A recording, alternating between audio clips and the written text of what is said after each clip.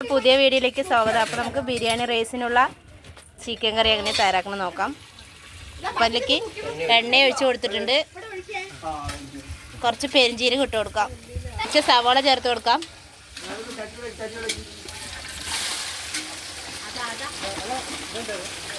നന്നായി വാട്ടിയെടുക്കാൻ 100 പേർക്കുള്ളതാണ് ഫുഡാണ്.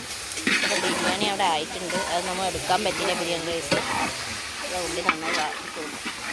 നമ്മൾ ചില്ലി റെഡിയാക്കിയിട്ടാണ് കറി തയ്യാറാക്കുന്നത്. ചില്ലി റെഡിയാക്കി വെച്ചിട്ടുണ്ട്. ഈ വെളുത്തുള്ളി, പച്ചമുളക്, ചെറിയുള്ളി ഒക്കെ ചതച്ചെടുത്തതാണ്. അപ്പോൾ അത് ചേർത്ത് കൊടുക്കണം കറിയിലേക്ക്.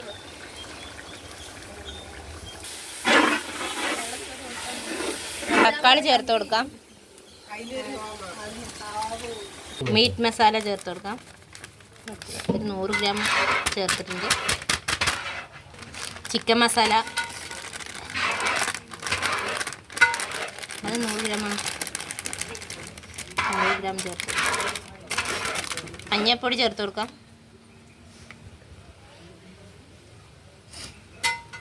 ഗരം മസാല, കുരുമുളക് പൊടി, മുളക് പൊടി ചേർത്ത് കൊടുക്കാം.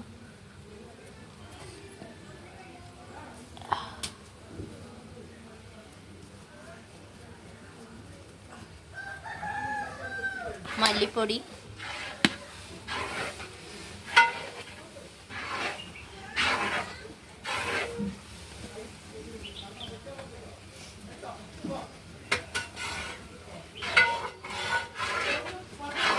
ഇതെല്ലാം കൂടി മിക്സ് ചെയ്തിട്ടാണ് ചിക്കനിലേക്ക് ചേർത്ത് കൊടുക്കുന്നത്.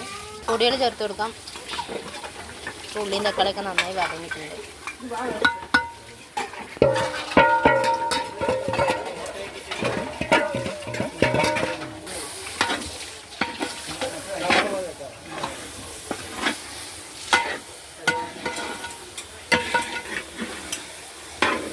മല്ലിയിലയും പുതിനയിലയും ചേർത്ത് കൊടുക്കാം. ഇപ്പോൾ 2 ഓലപ്പൊടി ചേർത്ത് കൊടുത്തിട്ടുണ്ട്. നന്നായി ഒന്ന് മിക്സ് ചെയ്തെടുക്കാം.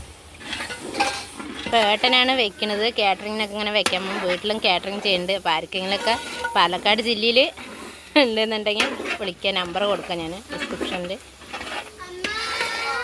അപ്പോൾ കുറച്ച് വെള്ളം ചേർത്ത് കൊടുത്തിട്ടുണ്ട്. കറിക്ക് ആവശ്യത്തിനുള്ള വെള്ളങ്ങൾ ചേർത്ത് കൊടുത്തിട്ടുണ്ട്. ഇതിനുള്ള ഉപ്പ് ചേർത്ത് കൊടുക്കാം. ചില്ലി സോസ് ചേർത്ത് കൊടുക്കാം.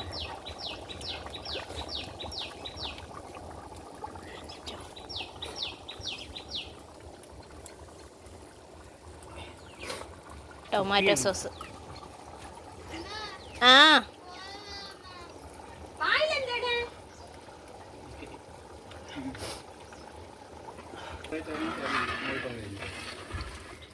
ചില്ലി വറുത്ത് വെച്ച് ചില്ലി ചേർത്ത് കൊടുക്കാം.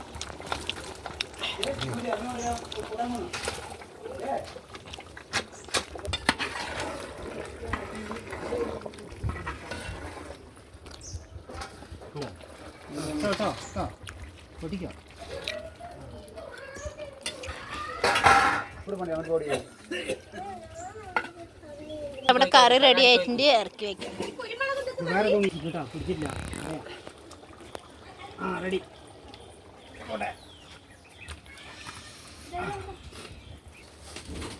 കുറച്ച് നെയ്യ് ഒഴിച്ച് കൊടുത്തിട്ടുണ്ട്.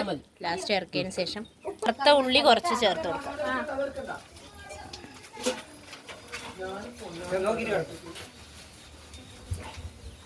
മല്ലിയിലയും പുതിനയിലയും ചേർത്ത് കൊടുത്തിട്ടുണ്ട്. ബിരിയാണി റൈസിന്റെ ദമ്മ് പൊട്ടിക്കണം. റൈസിന്റെ വേണ്ടി നമ്മൾ പിന്നെ ഒരു ദിവസം ഇടാം.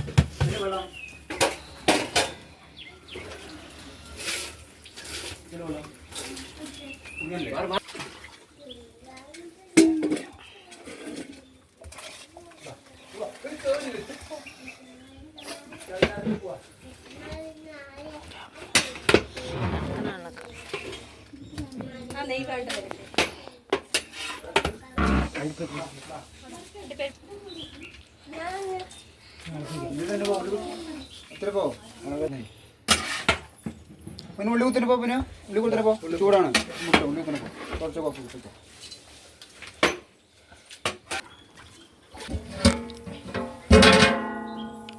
100 പേർക്കുള്ള ഫുഡാണ്. ചിക്കൻ കറിയും ബിരിയാണി റൈസ്